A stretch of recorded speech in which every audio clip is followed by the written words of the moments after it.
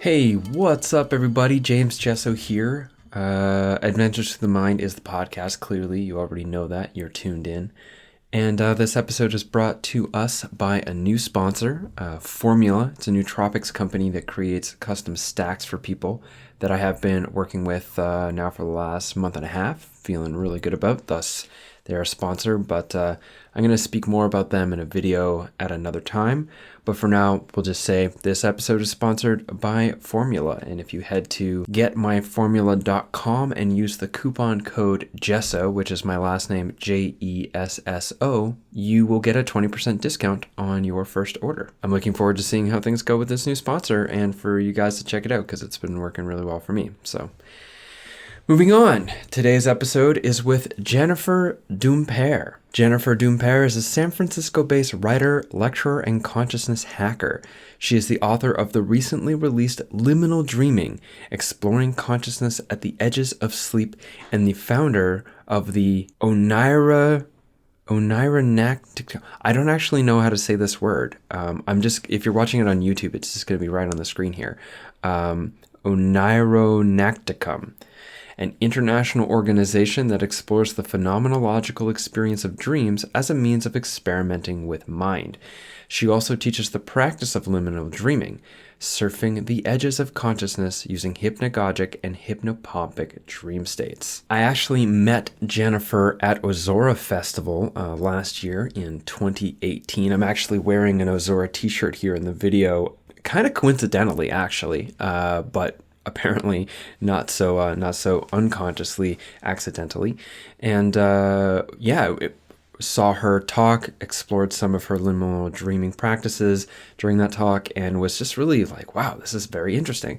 So ended up having this conversation a few months ago, recorded it, and timed it to come out around, after the launch of her book, but actually also just before her talk in Toronto, which is on June 10th with the Consciousness Explorers Club.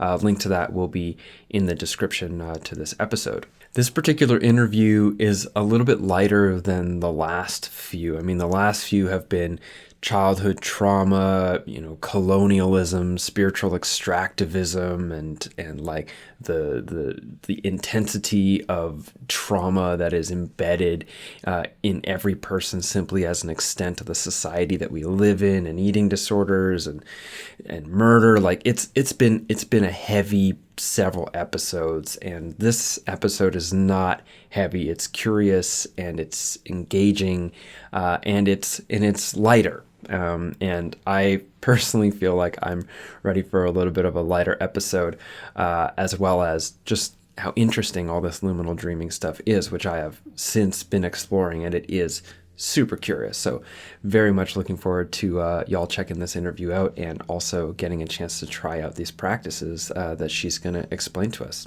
Of course, you know that this episode is sponsored, and also the vast majority of my ability to continue to make these episodes is thanks to my patrons on Patreon, especially the people whose names are listed on the screen here and in the description to this episode, wherever it is that you are enjoying it. If you would like to become a patron or support the show otherwise, besides checking out the new sponsor, Formula, you can do so by heading to jameswjesso.com/support, and you'll see options there such as Patreon, PayPal donations. There's a shop on my website that has art and t-shirts. You could buy books. There's lots of options. So jameswjesso.com/support to put your bit in that helps the show come out for the rest of us. So huge thank you in advance for doing that. That's it for the intro. Enjoy this interview with Jennifer Dumpert here on Adventures Through the Mind. Let's jump in. It looks like the quality has solidified. We're doing well. How do you say your last name? Dumpert? It's Dumpert, but I'm kind of as part of this whole book release, because I've spent my life correcting people, and I feel like I'm just gonna give in to Dumpert. Yeah. Because it's just too much to be correcting everybody. So you can choose. You can do the Dumpert or you can do the Dumpert. All right. Well, let's say Jennifer Dumpert, also known as Jennifer Dumpert. There you Welcome go. to That's Adventures perfect. Through the Mind. Yeah, that's great. Why don't we start right from the beginning Okay. and tell me what liminal dreaming is? Liminal dreaming is a phrase for the dream state that's between awake and asleep. So when you're falling asleep, it's hypnagogia. And when you're waking up, it's hypnopompia. And hypnagogia and hypnopompia are actually some of the most unusual brain states, and they're dream states that are really unlike REM dreams. They're sort of non-narrative, kaleidoscopic, and free associative. It's an experience that pretty much everybody has, but that can be developed. People can get quite good at liminal dreaming. Mm-hmm. What does that look like then? So like people can get good at liminal dreaming to what ends and for what purpose? Yeah, that's a great question. So normally, without any kind of training, people spend a tiny amount of time in liminal dream states. You know, most people think of it as a way station on the way to sleep or on the way to waking up. But you can learn to linger there either for simply the joy of consciousness experimentation, which is a lot of what I do. It's such a strange state, and it gives you this kind of swirling tour through whatever's in your mind, whatever you have in your imagination and memory, visual perceptions, oral perceptions, all sorts of things. So it's just an amazing kind of trip out experience, but people use it to all sorts of ends as well, which is one of the things that I describe in my book. People use it for creativity. I can tell you some great stories about that, for problem solving, using dream incubation, for healing purposes. There's all sorts of things that people do with liminal dream state. So you can harness it to any number of ends, or you can just do it because it's cool. Yeah, right. So I'm just wondering about how do these hypnagogic and hypnopompic states compare to, you said they're different than REM, although, excuse me, it's the cold season here in Yeah, it is cool. East Central Canada. Yeah, so how does this compare to REM sleep? This is kind of a So question about sleep cycles as well. Like, from what I understand, or what I originally understood, there's a certain set of cycles, and in between each one you enter REM, and REM is the only place where you dream. Is that correct?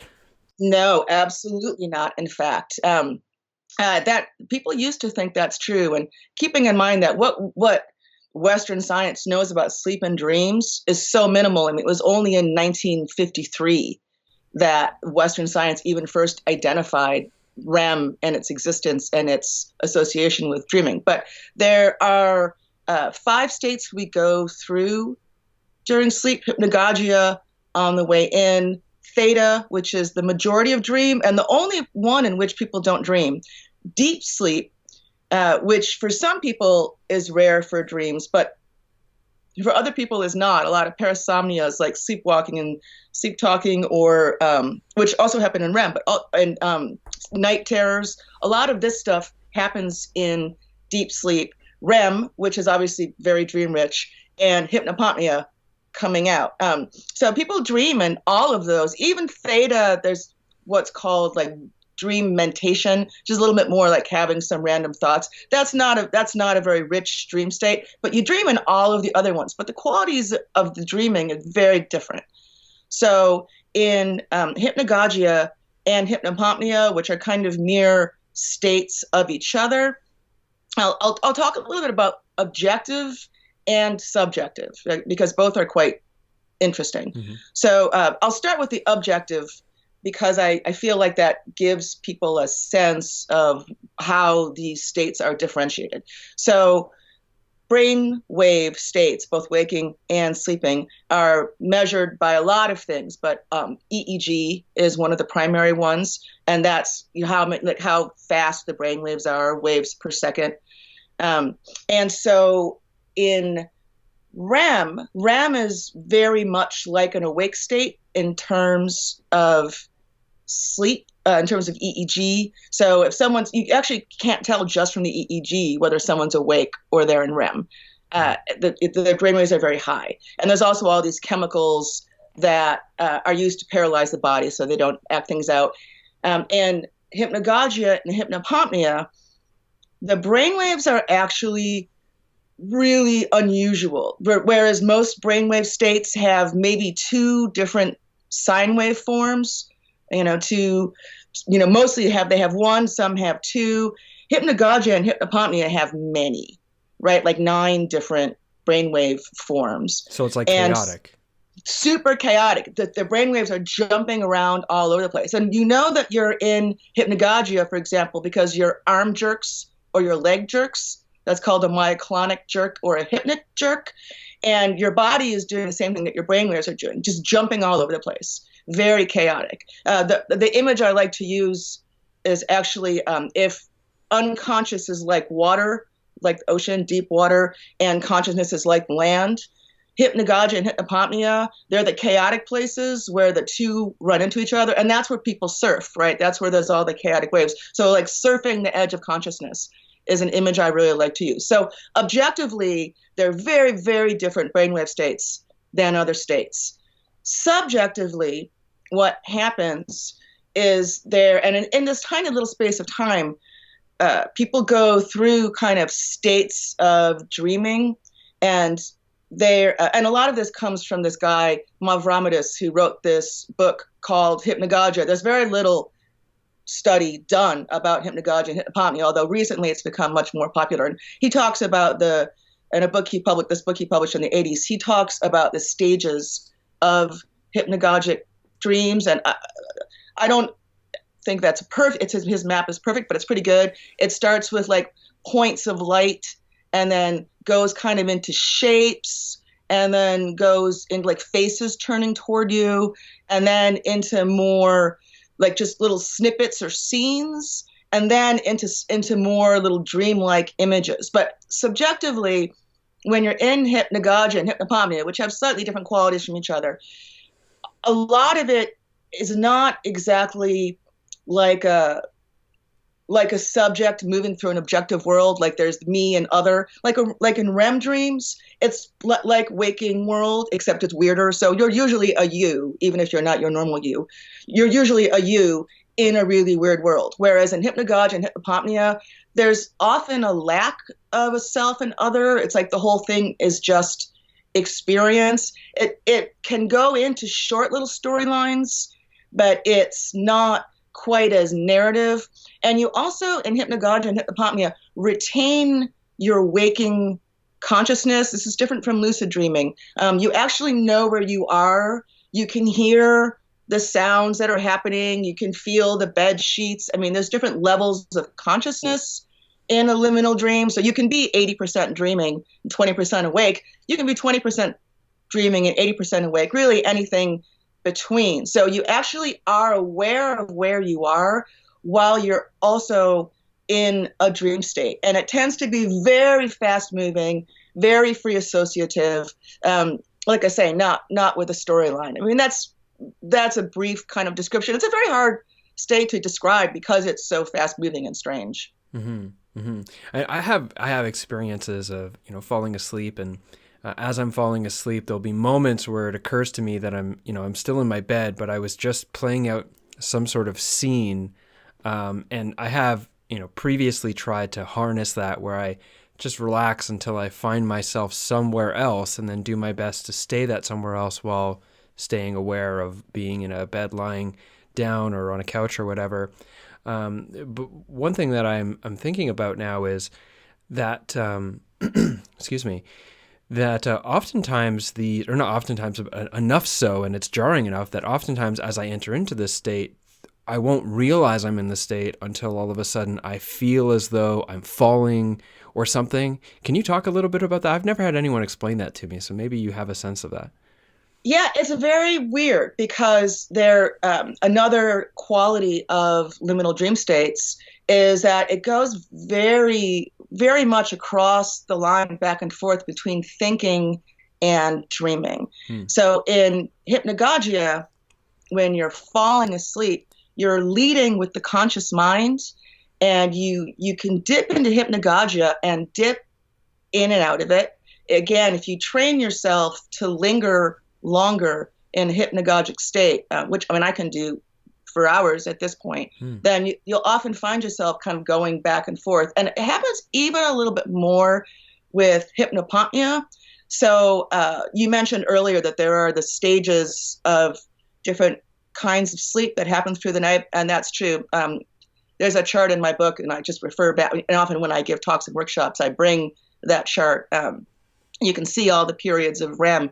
So when you're waking up, you're actually usually coming out of REM through hypnopompia and into a waking state. And so you're dreaming, and then you kind of come out of REM dreams and you go into hypnopompic dreams, and then you kind of wake up.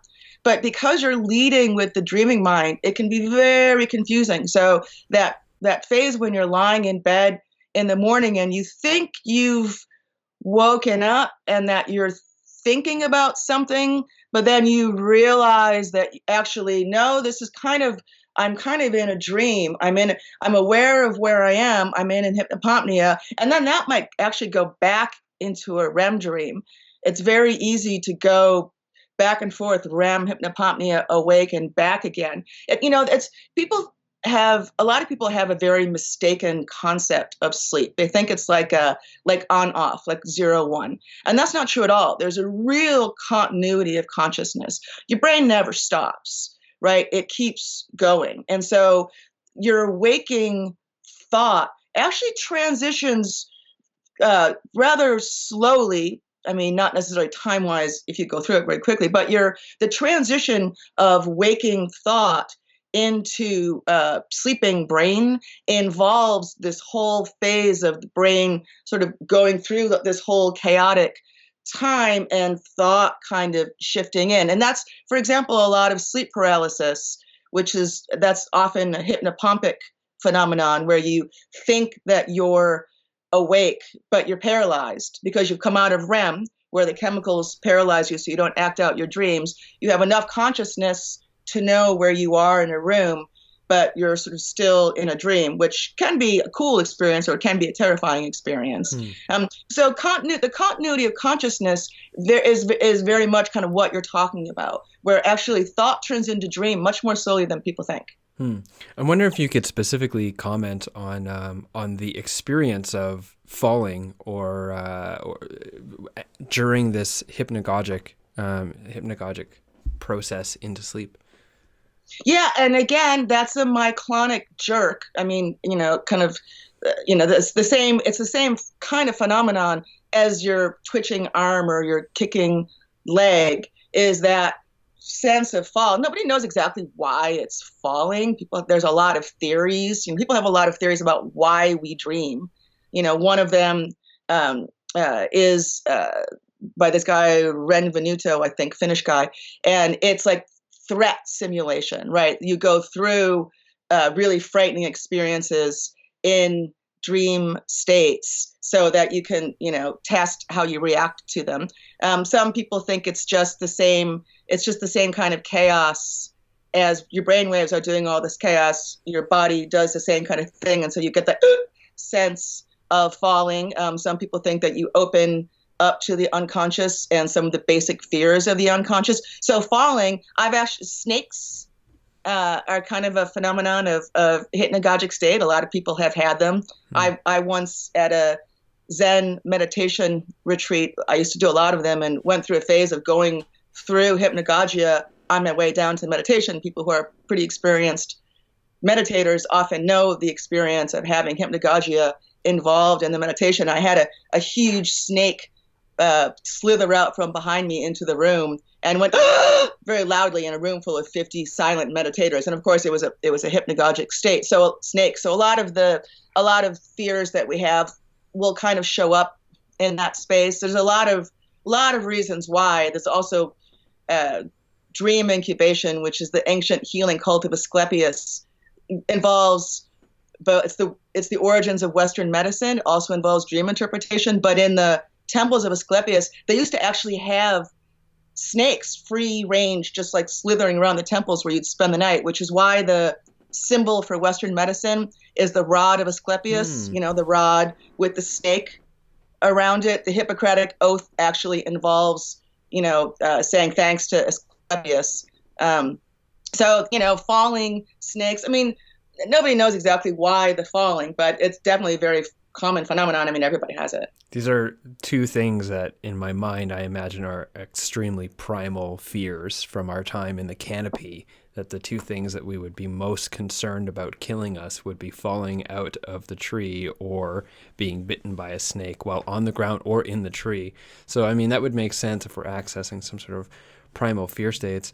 I wonder about whether or not there's some sort of, I'm anthropomorphizing here, but some sort of agreement between the conscious and the unconscious mind. It's like, all right, you got most of the daytime. We'll take the nighttime and we won't have to fight over it. And then when people, they don't dream for long periods of time, they get like maybe hallucinations or something as a consequence of that. And I understand that alcoholism, for example, deeply suppresses dream states. And one of the things that happens when you come off the alcohol, if you're a deep alcoholic, is you start having hallucinations. And there's suggestion that those hallucinations are actually sort of like REM sleep peeking through into your conscious mind because it's so essential for that dreaming state to be operating in order for the mind to be healthy.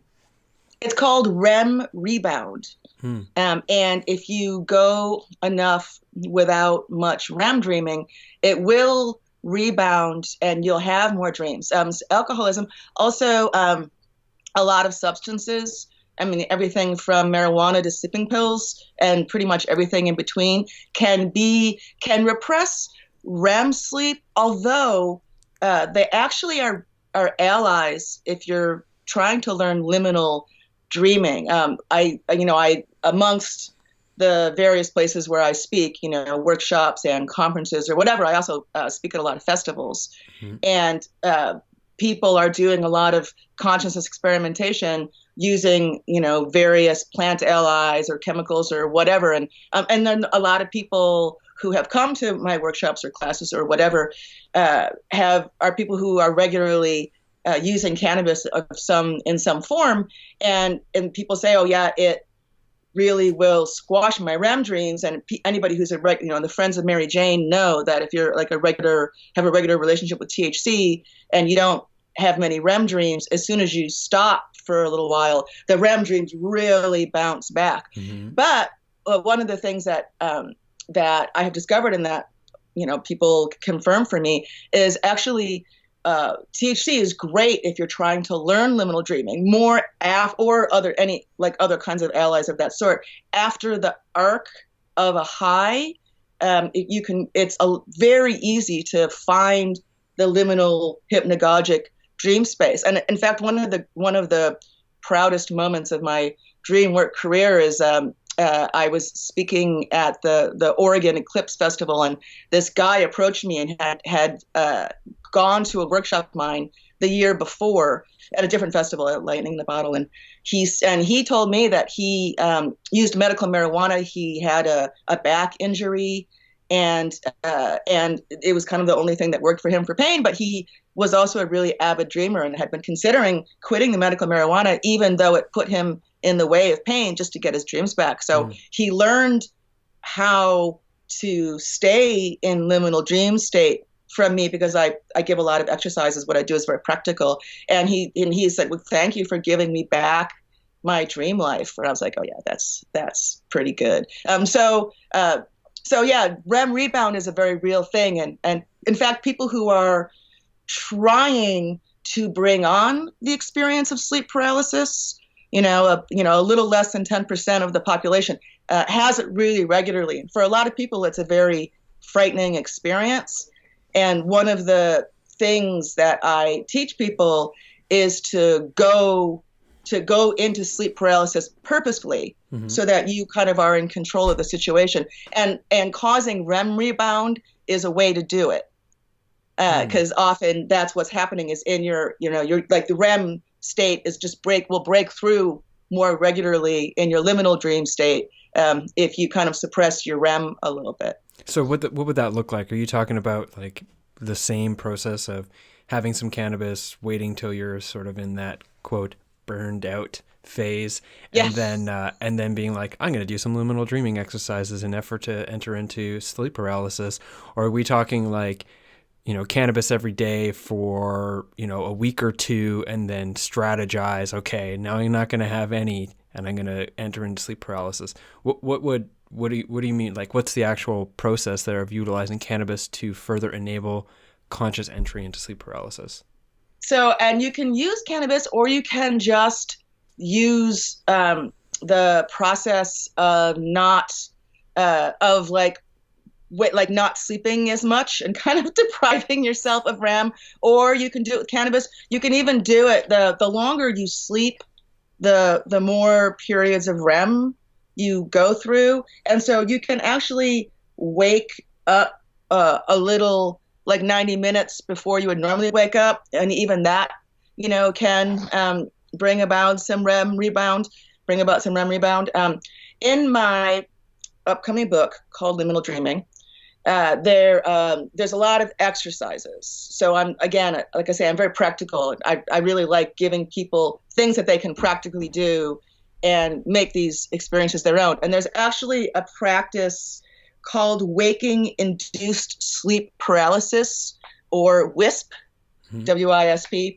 And that talks about how to go about doing this. So I don't talk about the cannabis, although I talk about cannabis elsewhere. But basically doing anything that deprives you of your REM, and then mindfully going into either hypnagogia or hypopompia, like waking up 90 minutes early and or lingering in bed or whatever it is, and using active imagination practices to get yourself back into the liminal dream state, seeking sleep paralysis.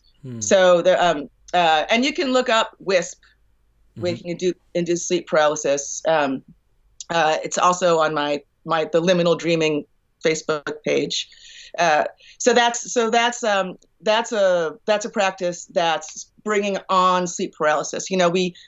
You were just talking about the agreement with the conscious and the unconscious, and why would people try liminal dreaming? There's a lot of active imagination practices. So Jung, for example, who kind of originated what we think of as the sort of the active imagination, and using both personal and, of course, cultural types, typologies, right? And so you're talking about like the shadow, or the Voltaic, whatever. You've got your own ideas. The culture has these ideas, a snake, whatever it is. But Jung very actively used hypnagogia to get into communication with the unconscious, like different from interpretation, actually trying to go in and experience the unconscious, and then basically using art to explain, or to show, to have a relationship with what you meet in your own unconscious. So there's a real play between liminal dream space and imagination, and sort of using imagination as this kind of faculty of perception. So active imagination also can be used to bring about sleep paralysis, or just to have these really deep relationships with what happened in liminal dream space. That was kind of a long, rambling answer. It was kind of free associative in itself. I'm excited about. There's two things I want to rewind and dive into, and I also would really love to at some point get not like a guided something, because people maybe listening to this in their cars or whatever, might not be a good idea to be guided into a dream state, but maybe like a sort of like a general step by step of what it might look like to simply induce a liminal dream. But and these two things, which I'll reference in a second, are just going to be slightly on hold, because I want to celebrate how interesting the concept of active imagination is, and utilizing the imagination as a faculty of perception. Can you maybe talk a little bit more about the importance of our imagination in our ability to operate ourselves inside of the world as conscious agents? That's a great. And a lot of what I talk about is something I call liminal mind, right? So liminal is the boundary space. It's from the Latin for limen, which is a doorway. You get limit from that. So it's kind of the boundary space, the liminal. And also the crepuscular. It's also the place where imagination really comes through. And with liminal mind, part of what I mean is imagination as a faculty of perception. So, for example, the Sufis had a riff about this. The highest divine. There's no way that we can perceive it, with the regular five senses. Imagination is actually the faculty of perception that we can use to interact with that. Jung and the Sufis and all sorts of people think about this in-between realm, right? So again, place between awake and asleep, place between this world and that world. A lot of cultures, ideas have the other world that's overlaid onto this world. Australian Aboriginal song lines where a rock is both a lizard in the dream time and a rock in this world, and they exist simultaneously. And it's the faculty of perception of the imagination that lets you perceive it. Or there are the creatures of the in-between, or there is, your own consciousness. And so imagination is actually one of the ways that we see things, both in the ways I've just been talking about, and also, quite literally, we think of vision as the most concrete sense, in the same way that we downplay imagination. These are really obvious in things like saying, "Oh, I see," to mean I understand, or "Oh, you just imagined that," to say, "Oh, it isn't real." But for example, vision itself, there's so much happening when we look around. It's way too much data for the mind to process. And so what happens is we literally when we're seeing things, a lot of it we're filling in with what we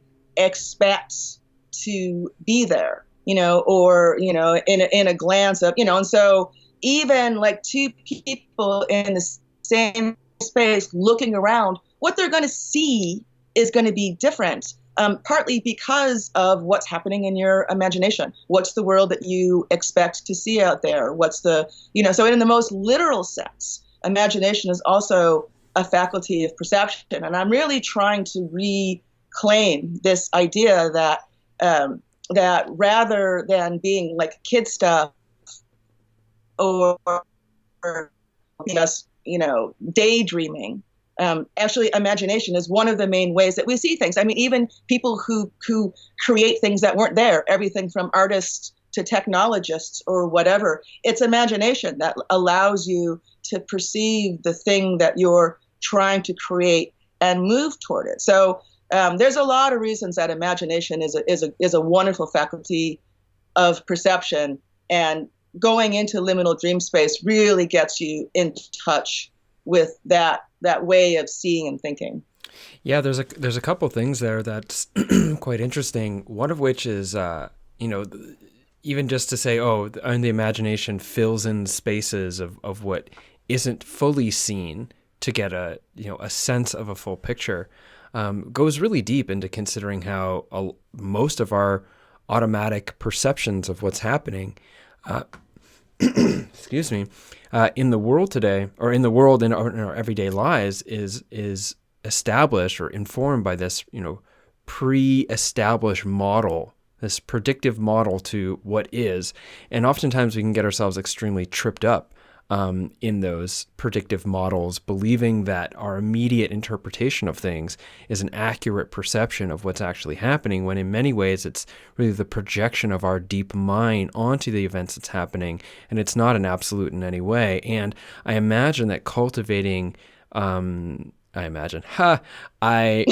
would think that cultivating imagination as a faculty of perception would then give you greater leverage to catch those stories or those imaginative interpretations when they're happening, so as to reformulate and sort of like recreate it into something maybe more positive if you're just reacting to, something of conflict or startle, or to be able to utilize it actively as a way of a type of like auto-hypnotic suggestion towards some sort of goal set you'd like to establish by utilizing the faculty of imagination to prime the mind into certain subconscious motivations so as to bring you towards this, the successful accomplishment of whatever those goals are.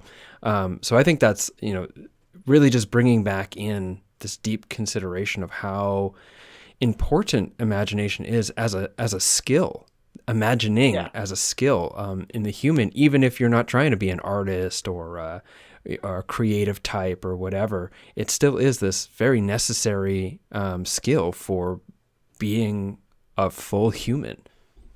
Yeah, I like to talk about the spectrum of the real. So there is certainly a degree to which what's in your imagination and what you're seeing is co-creating your experience, right? Because now by that, I don't want to go to the full range of the whole you create your reality, because there, if a safe falls on your head, it's going to kill you. If you're born into the middle of a war-torn circumstance, that is not of your creation. So you can take the you create your reality thing a little further.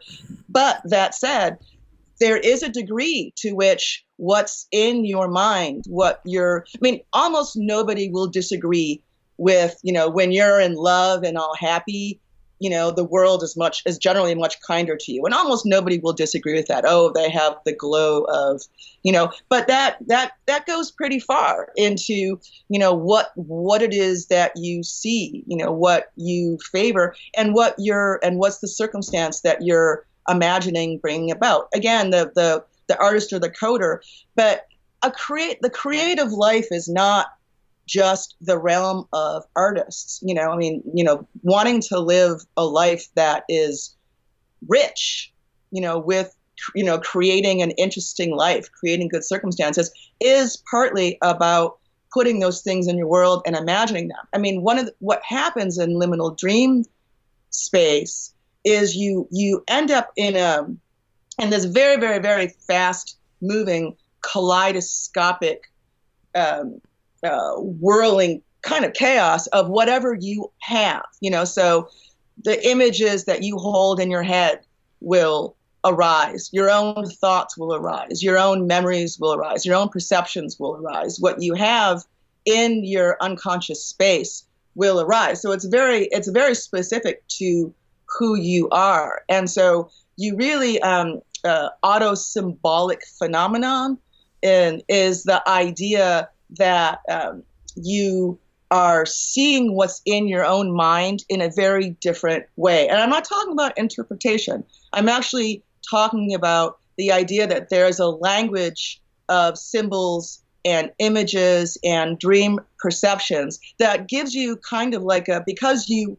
still have waking consciousness when you're in liminal dream states, you can see what arises in your own mind, and you can understand a little bit more about what you think of, what you hold in your own interior world by learning to tune in to liminal dream space. And through seeing that and then through the act of imagination, it can be very enriching. I could go on about some of my experiences with that. What was the term you just used? Auto-symbolic phenomenon.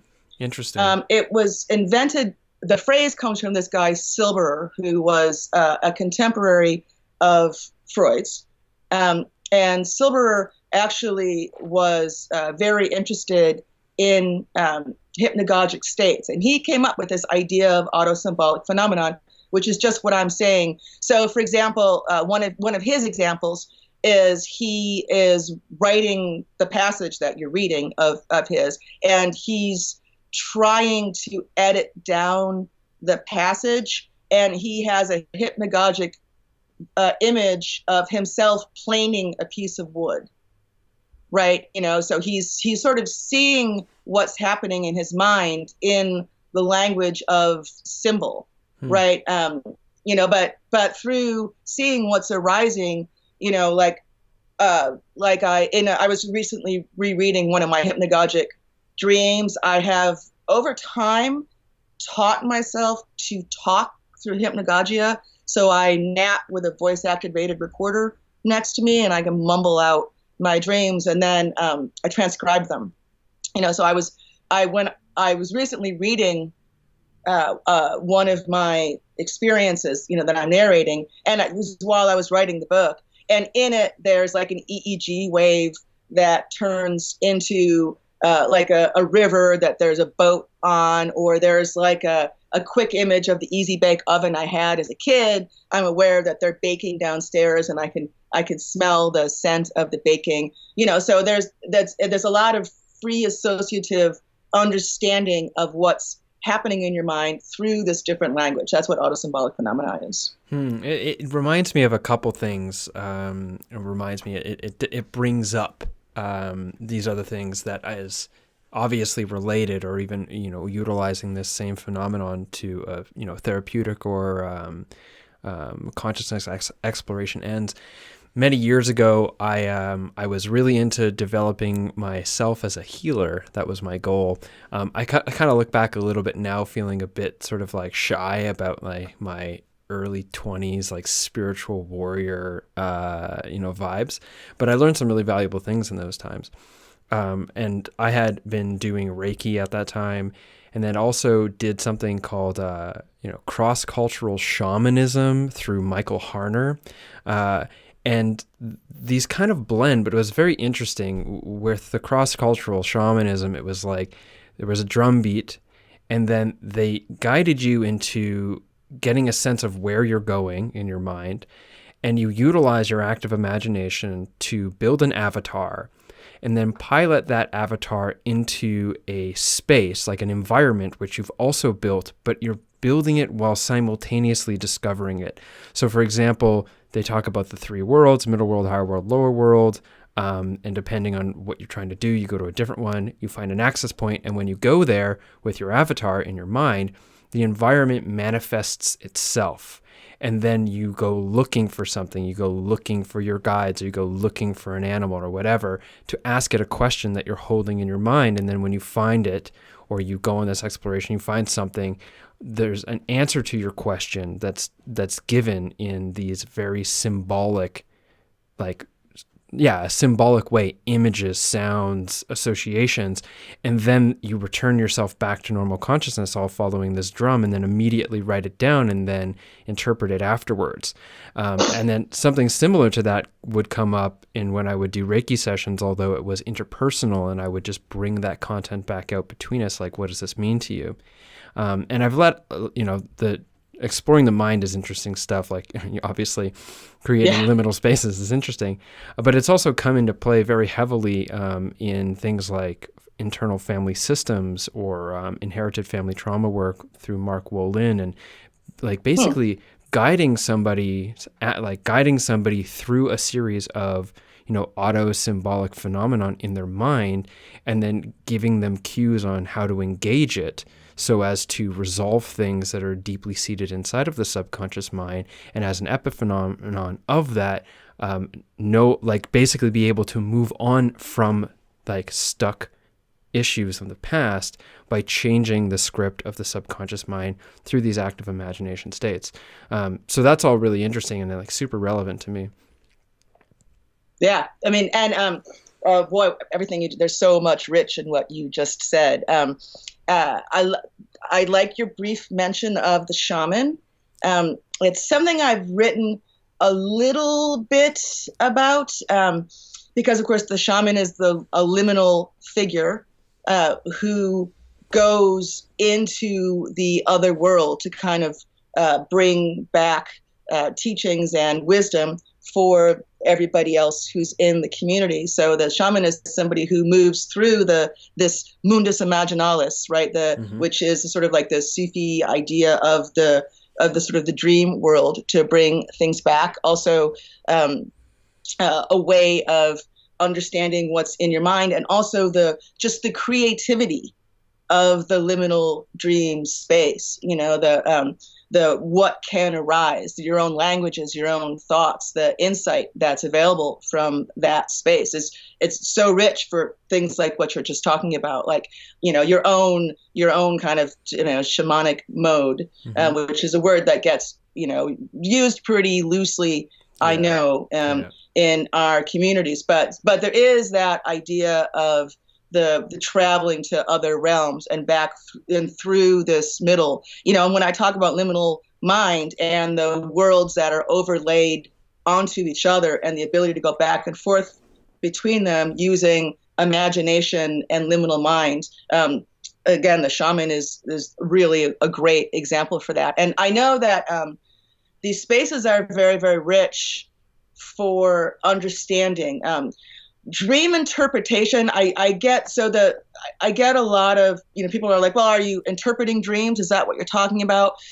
And although I know people get a lot out of dream interpretation, I think that certainly in Western cultures, and I think in a lot of the world now, there's really a privileging of waking consciousness, right? So the idea that the dream state is only useful in the way that it can be interpreted to serve the waking mind, as opposed to the amazing experience of going into the liminal dream space just for the experience itself and what it brings up in you. So it's great for mining, like the auto-symbolic phenomenon or the creativity, but it's a fine line between what those things are and interpretation. Mm-hmm. I actually am in terms of creativity. Again, what you were just talking about made me think about one of my favorite uses of liminal dreaming, which is and I mentioned it earlier, so I'm going to describe it now, which is the Dolly Edison. And so it's also going into this liminal dream space. And so a lot of, when you read about artists, thinkers, scientists, whatever, mining dream space, a lot of times actually what they're mining is hypnagogia.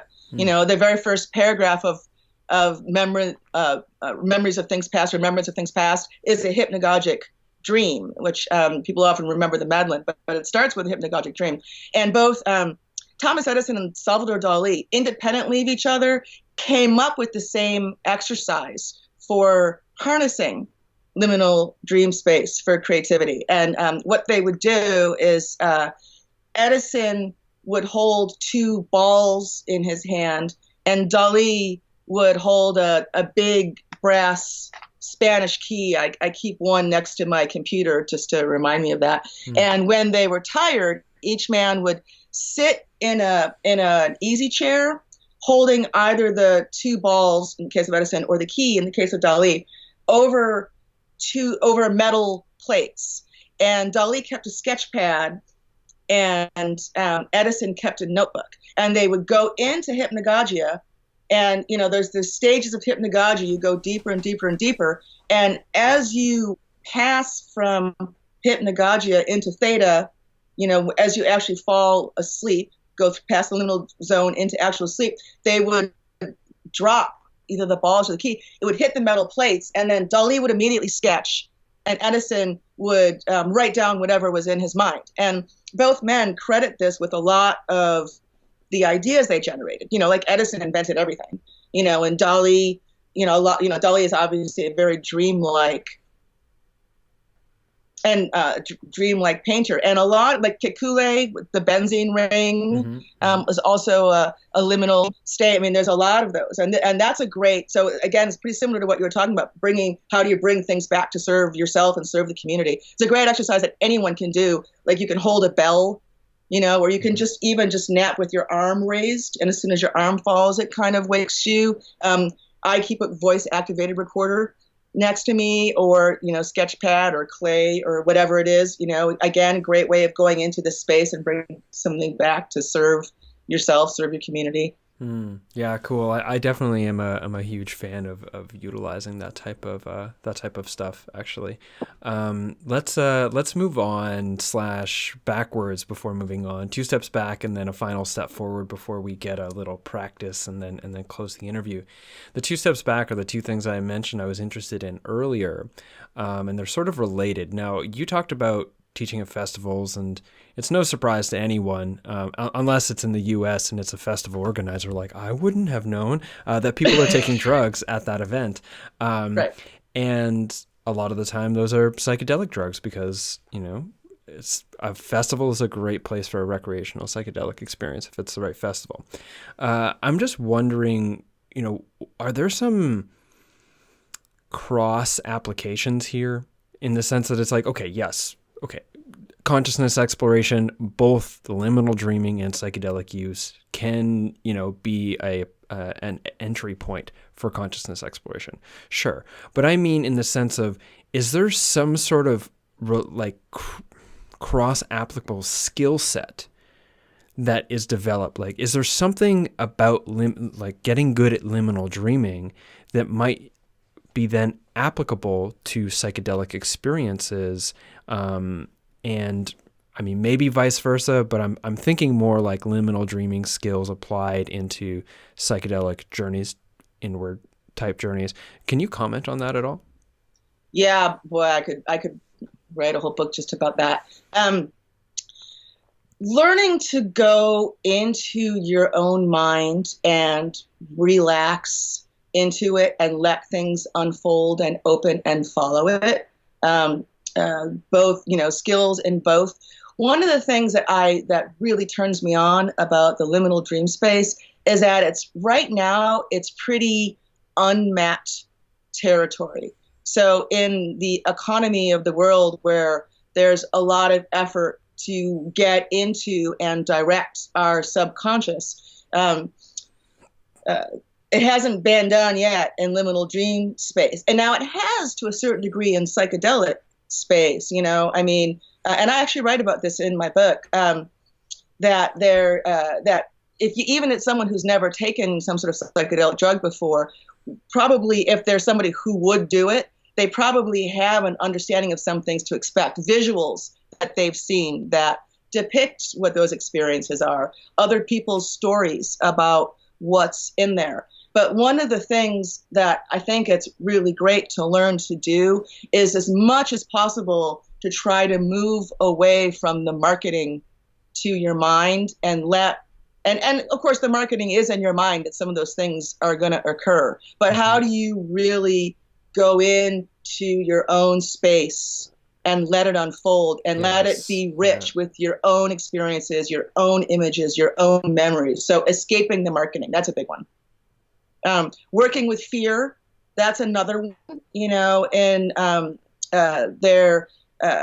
again, working with sleep paralysis is one way to do it, but there's darkness in the mind, right? There are things that arise in liminal dream space because you retain waking consciousness in that space. Things that arise that might be darker, that it's not real. Unlike in a REM dream, those can be very terrifying because in the dream, you accept what's happening as real, just like you do in waking life, but in liminal dream space, that you're in it. You have the consciousness of the world around you. And so when fear arises, you actually have the mind to be able to say, okay, this is interesting. This is the fear that's in my own mind, but it's not actually an immediate danger. And in fact, the most traditional lucid dreamers, the Tibetan Buddhists, used liminal dreaming to teach themselves lucid dreaming. And one of the two kind of main reasons they did it was to keep you cool during the bardo. In the bardo, there's a lot of both very seductive and very scary, kind of creatures and images that arise. And if you're the bardo being the liminal space between death and rebirth, the Tibetan Buddhists feel that we go through. And in the bardo space, if you can keep your cool when things are very frightening, you have a better rebirth, is what they think. But something like, Alex Gray, you mentioned him earlier. Alex Gray talks about psychedelics as practice for the bardo. And I think that liminal dreaming can give you practice for the psychedelics. And the Tibetans thought also for the bardo, just so that you are not as drawn in both by the seductive and the frightening images that arise. I mean, those are just a few examples. I want to put a pin in that for a second, because that's one of the last questions I want to talk with you about. Bardo, dying, liminal dreaming. But before, I want to do that second thing from way back. I've been kind of confusing the map now, but there was one other thing, which is eneirogens, and I'm not sure if I'm pronouncing that right. I understand and have even worked with some different chemicals and herbs, plants of different varieties that can sort of increase your dream state, or maybe liminal state. Can you talk a little bit about these compounds, and maybe mention a couple, maybe mention a few, and then explore a couple that would be easily accessible insofar as legality and actual market for the listeners? Sure. Oneirogens, and it comes from the Greek onero, which is to dream, and gen, which generate.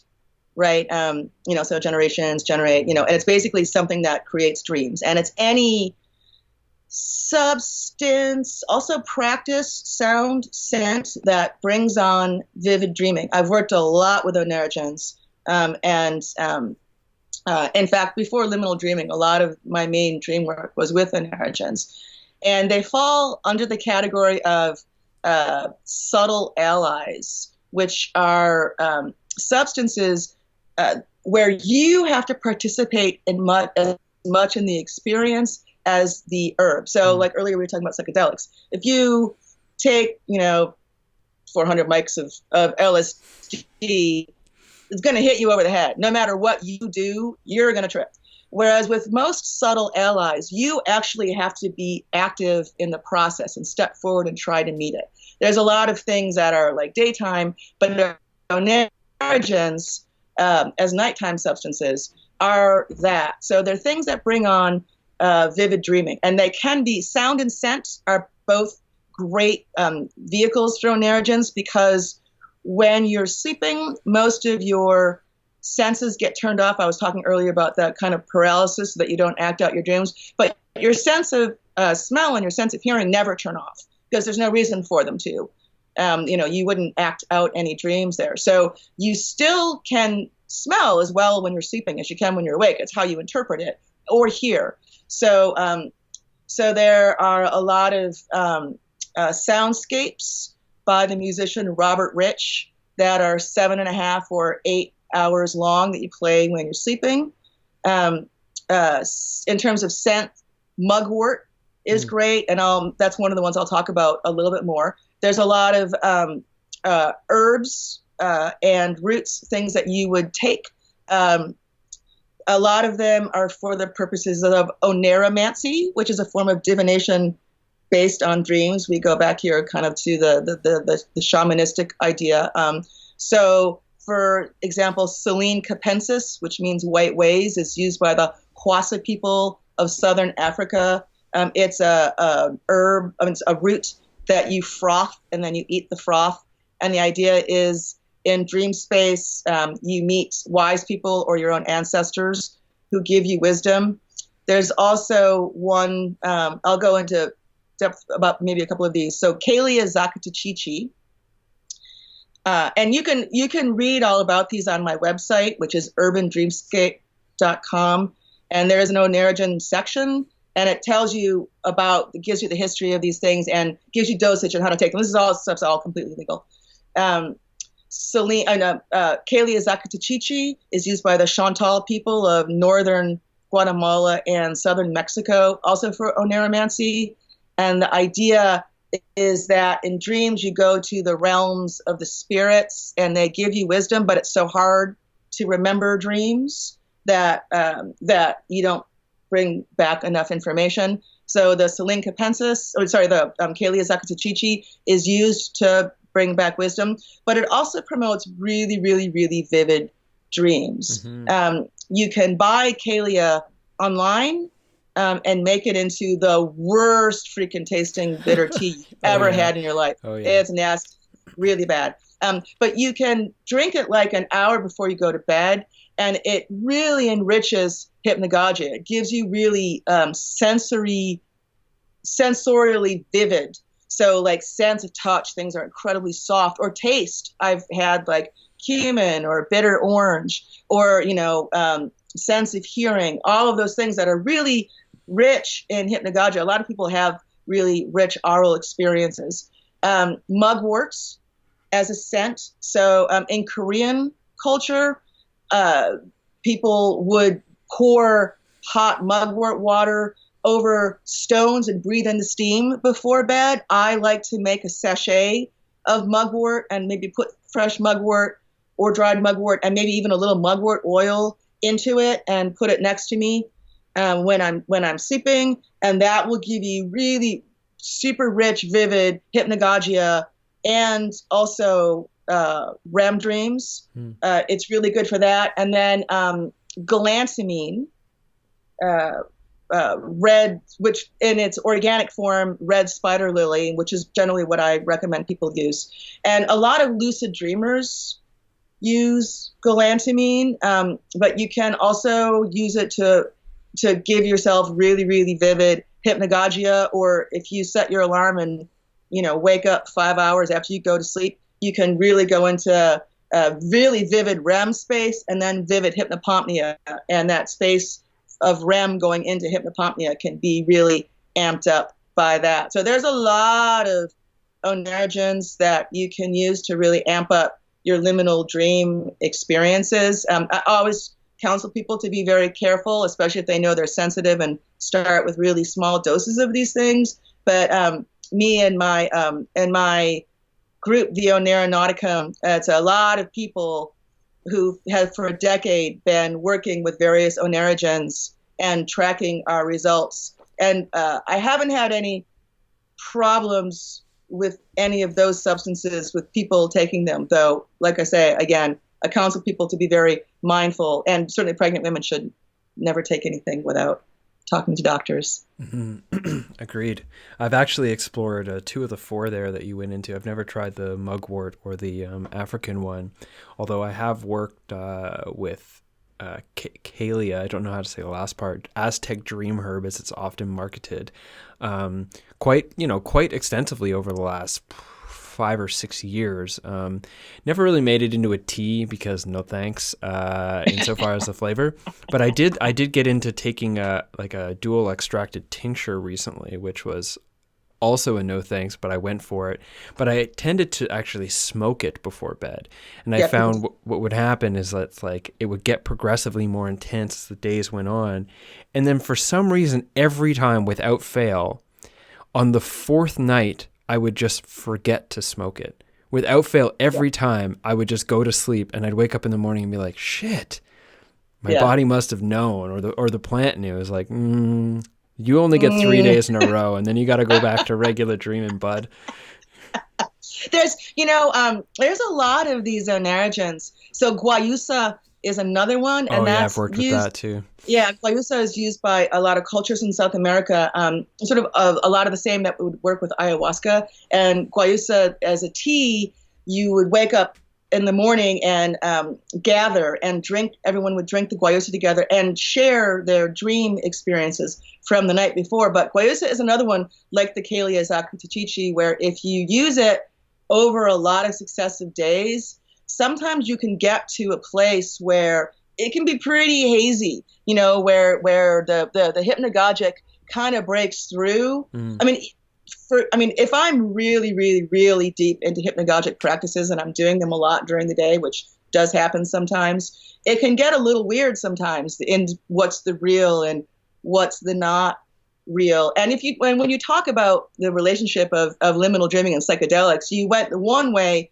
of liminal dreaming as training for psychedelics, but another one of the things that I find is liminal dreaming is, I've written, I wrote an article for the Arrowwood extracts called Dream Tripping, and basically using these practices in the same way that you would use a psychedelic. And you really can, get into liminal dreaming and tweak your experience of reality. And it can get pretty weird. It's great because you can then, once you can wake up and you can immediately talk to the police, or your grandmother or whatever. It's like kind of like the perfect wild 15-minute trip that you can go into. But yeah, with a lot of these on neurogens, you can really break down. You can spend more time in the liminal space. You can really teach yourself to spend more time in the liminal space, which I personally really enjoy. It's funny, as you were like, you could immediately talk to police. I had like the vision in my mind that came in of me like calling the police office and being like, or the police, I mean, like, I just had the coolest liminal dream, guys. You're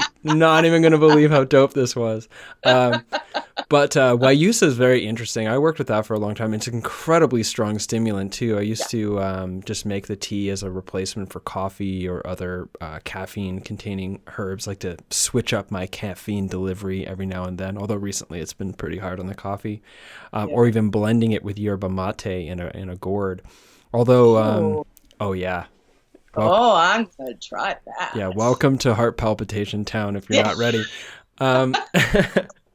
But what's interesting, I would drink it before bed, which is crazy because it's so high in caffeine, and yet as long as I fell asleep before the caffeine kicked in, I had a fine sleep-ish, except my mind would just be onslaughted with dreams the whole time. It's not functional as a thing to do before bed regularly, but as I'm going in for a dream tripping experience, it was, yeah, really incredible. And the capacity for lucid dreaming is so much stronger with Guayusa. Yeah, and with liminal dreaming too. Drinking it before bed. What you just said is perfect. If you can go to sleep before the caffeine kicks in, then your mind will go, woo! And with liminal dreaming, I mean, as with everything, you have to practice it to really learn to stay in the space. But once everyone is a natural liminal dreamer, unlike lucid dreaming, which is a lot more difficult. I mean, everyone goes through liminal dream space. When you describe to people, they're like, oh, sure, I know that. Mm-hmm. And people just don't realize it's kind of its own destination. So if, your mind can be very active in these liminal dream states and you can stay in them. So yeah, with the Guayusa, if you can drink it and then go to sleep quickly enough, it really, really, really amps up your liminal dream. But for me, often then I wake up. Mm-hmm. Yeah, you got to be careful. You got to be prepared to like just say goodbye to that night of sleep if things don't work out because you're up, you're awake, you're not sleeping. Galantamine as well is an interesting one that I tried a few times. I can't remember very much about my experiences, but that is a curious one. And it's available on the internet as like a white powder from sometimes questionable, sometimes very legit, but like drowsed or draped in legal fictions in order to sell whatever their products are. But that one is an interesting one in my mind because RC is just like immediate, like ping. Oh, that's interesting. A new chemical that I can use to explore my brain. Right on. And galantamine as a dream supplement really was popularized by Stephen LaBerge, who also kind of introduced the Western world to lucid dreaming as a practice. And in fact, it was Stephen LaBerge who gave me my first galantamine. And so, yeah, you can get it as a white powder. But as I said, you can also go the more hippie route, which I tend to do, and find like organic red spider lily. But if you're looking for trustable sources, the Dream Studies portal, which is run by and my longtime colleague Ryan Hurd, is pretty good and safe. You know that if you find it on the Dream Studies portal, then Ryan has vetted it. It's pretty good. So that's a place where you can go and look for your galantamine, or you can look online for like organic red spider lily. Mm-hmm. Interesting. Let's shift into this last thing. I think this is your quote I pulled out of your book here. We're born dreaming and we die dreaming. Consciousness bracketed by the liminal. Earlier, you were referencing the Bardo as and liminal dreaming and lucid dreaming as preparation for the Bardo. And in your book, you mentioned, which I thankfully did have an opportunity to look over before its release, feeling very like privileged in this moment. But, you mentioned the dying time as a time that is rich in liminal dreaming. Can you talk a little bit about that?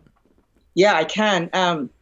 So I have been interested in hypnagogia for a long time, and I have had experiences with other people. I have one particularly close friend who could talk through hypnagogia, which is partly what motivated me to learn to talk through hypnagogia. And I realized with this friend, and I've done it with other people as well, that you can actually talk to people who are in hypnagogic state, and they can talk to you from the other side, from the dream realm. So I had some practice doing this. And then a year and a half ago, my aunt died, and we were very, very close. And so I did deathbed. I hung out by her deathbed and helped usher her into the other world, this sort of the psychopomp role. And during the last phase, when she could still talk before she'd fallen into just the, now you're just, in your own world, she would be sort of free associative, what sounded like nonsense. But I pretty quickly realized that she was in hypnagogic, because I have practice talking to people in hypnagogic states. And so I would talk to her about what her experiences were, and she would answer them, So one of my favorites is the day where she had this riff where she was with Ziggy Stardust and was talking to me about, the outfit he was wearing, and she and Ziggy Stardust went to a movie together, and her neighbors were all there, and there were these dogs who don't like humans called bombadillions. It was this whole thing, and I was, asking her questions, and she was rambling back through the free associative space of hypnagogia, of the liminal dream. And I was like, wow, she's in a liminal dream space. And really coincidentally, she lived in Buffalo, New York. She died at a hospice that's run by this guy named Dr. Christopher Kerr. And he has done a bunch of talks and written extensively about how people who are dying actually are in hypnagogia, and what happens. And I have a great big huge rambling family, and it's true that some people were upset by my aunt's ramblings. They're like, oh, she's hallucinating. And what Dr. Christopher Kerr talks about is that when people are in this state, it really upsets caretakers and family alike, because it's nonsense. So it often gets medicated because it gets called delirium. And he's like, now the last phase of existence is liminal dream state. And what you should be doing is talking to people and letting themselves move through this state. And so just this realization that in fact it's bracketing death. And then of course from that, and then I had a conversation with somebody else who was like, well, yeah, I feel like you're born dreaming. And I thought, oh, right. So in the womb, fetuses in the womb are in REM the vast majority of the time. And then newborns, like the first 6 months of existence, spend a huge amount of their sleeping time, and they sleep most of the time, also in REM. They are mostly kind of dreaming. And then there are like the dreams of infants. And there's this guy named David Fulks who's done probably more work than anyone, certainly some of the most well-known work about the dreams of infants. And of course, we can't really know dreams of children, but it seems like they're more, from what he's been able to study, that the dreams of very, very young children are more like non-narrative series of images that are kind of attached. And I'm like, oh, maybe they're in liminal dream space as well. They're certainly in REM space. And so you're born dreaming, like, in the womb and into your early life, you're both in REM and in liminal dream space. And then at death, you're definitely going through hypnagogic. So in fact, these liminal states and dream states are bracketing our very existence, the liminal between life and death. Not only is it the Bardo, and thank you for the correct pronunciation, not only is it the Bardo that some people that, religions would hold, but it's also, science is kind of telling us the same thing. that it's these dream states. Mm-hmm. Yeah, several years. I'm going to make one comment that is, respectfully pointed to the sanctity, I would say, or the sacredness of dying, and the other one is a weirdo cultural reference that in any other conversation might seem like no tact, but several years ago. I don't know how old I was, maybe like 17 or something, found this thing on the internet because I was very curious about the Bardo. And I was also actually the Stephen LeBerge book that you mentioned was a book like his first one, which was something about some title, something lucid dreaming, was a book that I used to read instead of my schoolwork while I was in high school. I would fuck off my schoolwork to read this book on lucid dreaming, which is funny now considering I became this psychedelic person later in life. But I found this Bardo thing, and it was apparently the prayers translated into modern English, but not like the psychedelic experience, Metzner and Leary and Alpert or whatever, but he described it as the prayers sort of reinvented for English. And instead of saying, oh, this is what you do before you're dying, he said very clearly that he described the dying process as a liminal state, and that you listen to these audio tapes with your dying family, while you're still coherent, but then increasingly as they're closer to the edge of death, so as to help them essentially, recognize that all of this is just a construct of the mind, and to surrender into the luminosity, which is a Bardo thing. So surrender into like the truth of being, rather than getting swept up by whatever might be hilarious, curious Ziggy Stardust type stuff, or it could be, like the really terrible parts of your life where you just get stuck into reliving the same mistake over and over again, or the same shame over and over again, or whatever. So that I find it interesting. And when I read that line in your book, like that came back. I'm very interested in dying. If you follow the show, listeners follow the show, dying, it slips in pretty much as often as possible, because I think it deserves a lot of, it doesn't have enough stage time, right? Yeah. In our waking lives. So yeah, it was nice to have that sort of brought back. Also, one of my favorite movie franchises was Nightmare on Elm Street. So this is the lack of tact here. And in the fifth one of the people that Freddy Krueger was sort of, it's from the 80s, so I don't care about making a spoiler. All right, it's whatever. Yeah, that's fine. Is that the main character was having, like, basically entering into these Freddy Krueger dreams while she was awake. And she would like witness her friends being like brutally murdered and stuff and blah, blah, blah, as Nightmare on Elm Street is. But what's interesting is later in the movie, it's revealed that the reason why she was going into these Freddy Krueger dreams while awake was because her the fetus was dreaming, and every time it dreamed, it was a conduit to connect to this like Freddy Krueger reality. So yeah, two references, one respectful, the other life's too short to take it too seriously. So yeah, let's come to a close here with sort of like and again, I don't want to guide, because people are probably listening to this on their, doing things where they can't close their eyes and relax. But what would it look like generally if, say, after this, I wanted to go sit down and just like try a simple liminal dreaming technique? What would be the best entry-level technique you would suggest? Great. And I'm going to give you two answers, because one is very simple. Yoga Nidra, which means yogic sleep, is a practice whereby the practitioner listens to somebody guiding them through, a nidra into what I would say is a liminal dream state.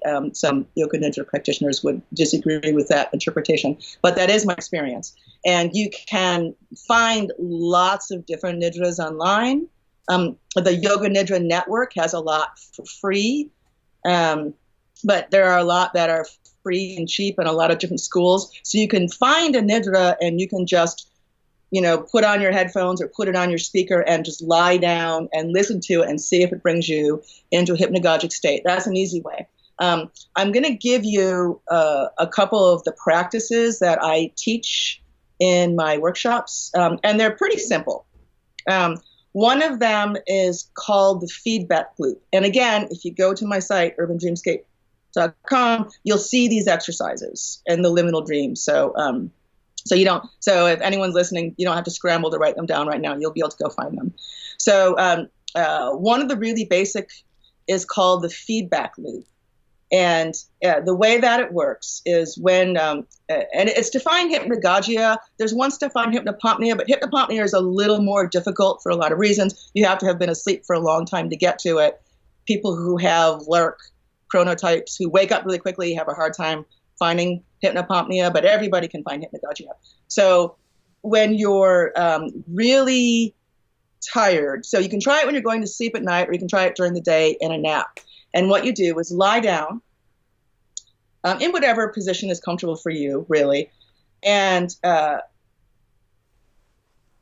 you're waiting for something to kind of happen. And it might be like an image, it might be a thought, it might be a sound, it might be something from your own imagination. And what you do is you're lying there, and all of the energy that you have in your body and all of the tension, exhale really fully. And as you exhale, consciously relax your body and project the energy from your body, the stress, physical and your mental energy, project it out into whatever is arising, right? Whatever image comes to mind, thought comes to mind, whatever sound. And again, you might make your imagination part of the process. You might remember a dream or a dream image or whatever it is. It might even just be points of light that appear, but like animate whatever arises with the energy that you're exhaling, right? And let it kind of start to develop.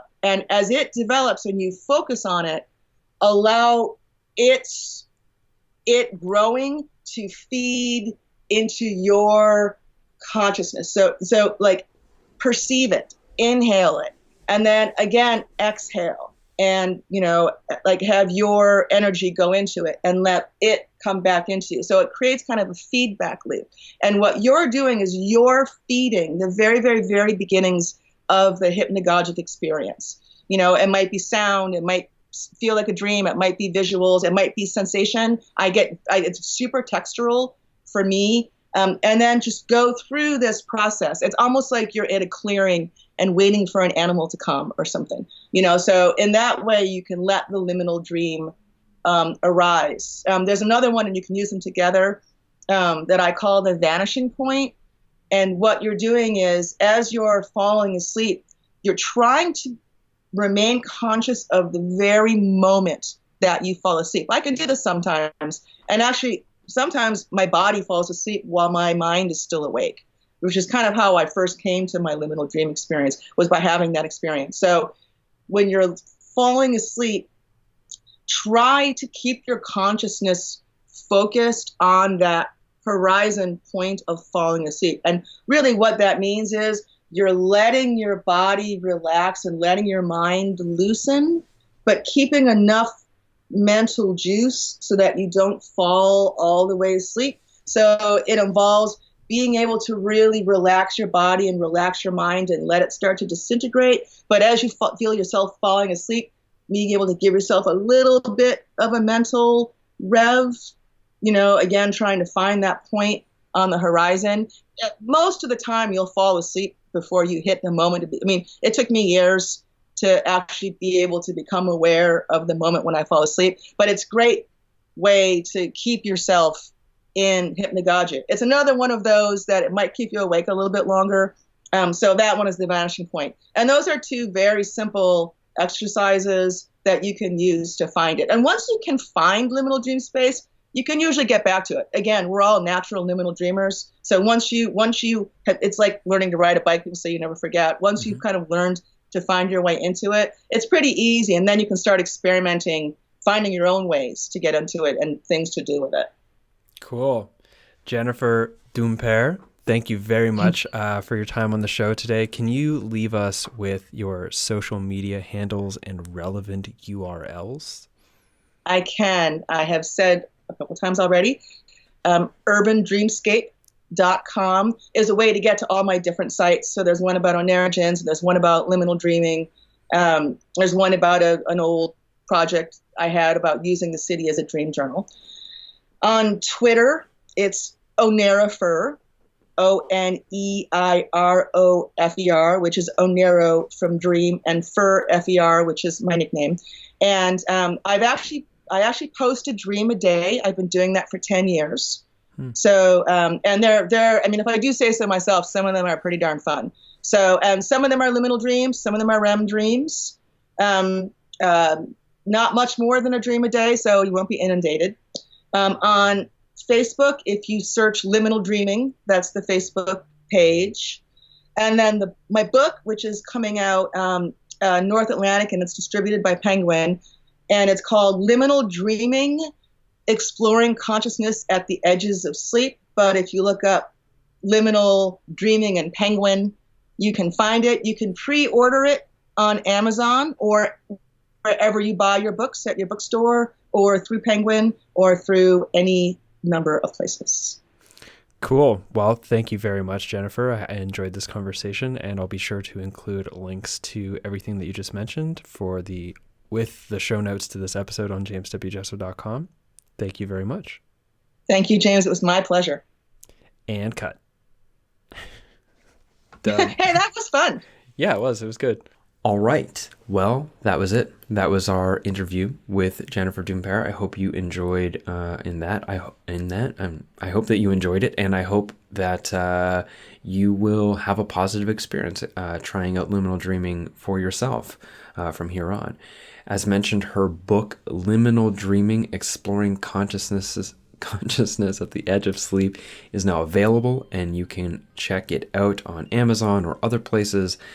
Links to that are in the show notes to this episode at jameswjesso.com, as well as links to other of Jennifer's things, including her talk in Toronto coming up on June 10th with the Consciousness Explorers Club, all of which is in the show notes to this episode 99 at jameswjesso.com. Huge thanks to my patrons on Patreon who help fund this show. And I'd love for you to become a patron by heading to jameswjesso.com/support, checking out the support options there. Thank you very much. Subscribing to the show, also super dope.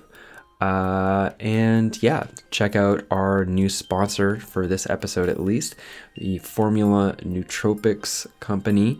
Head to getmyformula.com and use the coupon code Jesso to get 20% off your first order.